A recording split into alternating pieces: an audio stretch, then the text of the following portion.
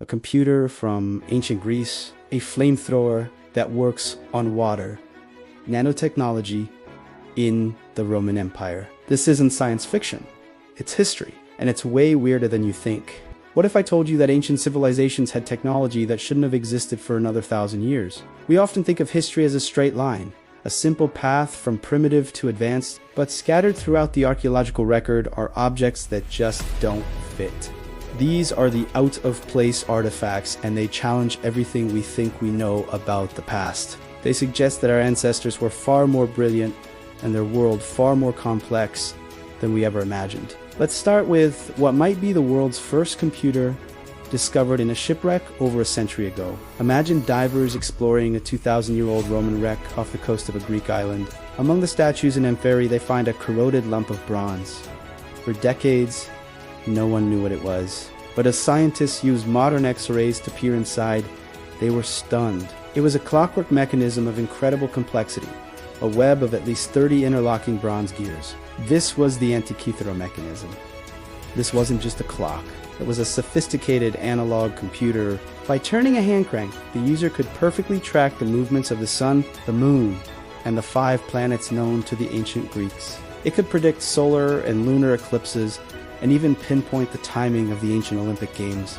To put this in perspective, nothing of this technical sophistication would be created again by humanity until the great astronomical clocks of the 14th century in Europe, over 1,000 years later. How did the ancient Greeks build such a device?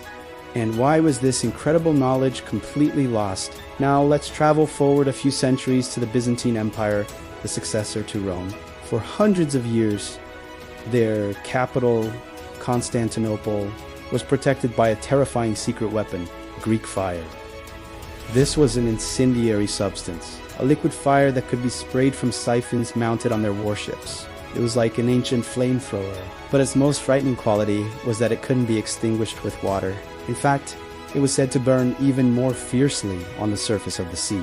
Imagine the horror of enemy sailors as a jet of unstoppable fire shot across the water, engulfing their wooden ships in an instant inferno. Greek fire was the ultimate naval weapon of its time and secured Byzantine dominance of the seas for centuries. The formula was one of the most closely guarded state secrets in history. It was passed down from one emperor to the next, known only to a trusted few. It was so secret, in fact, that when the Byzantine Empire eventually fell, the knowledge was lost forever.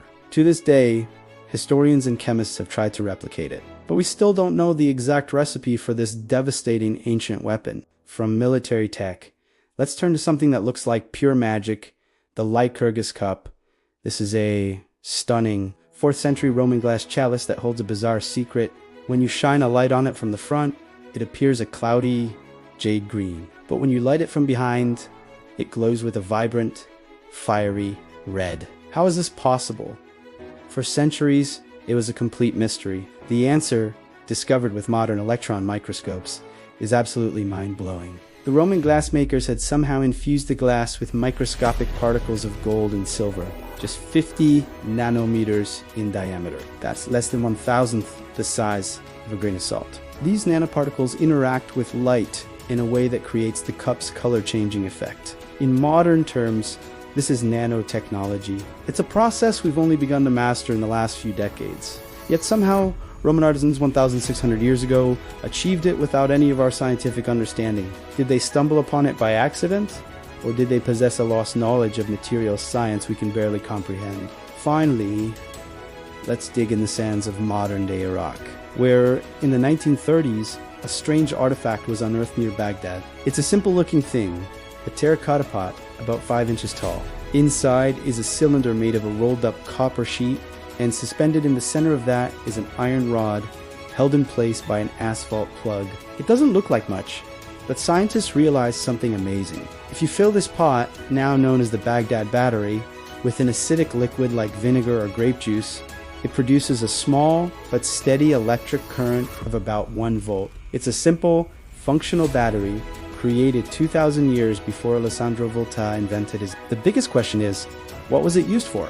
There are no ancient records mentioning these devices. Some scholars speculate they were used for electroplating, applying thin layers of gold or silver onto other objects. Others suggest a more ritualistic purpose. perhaps giving priests the ability to deliver a tiny, mysterious electric shock to astound followers?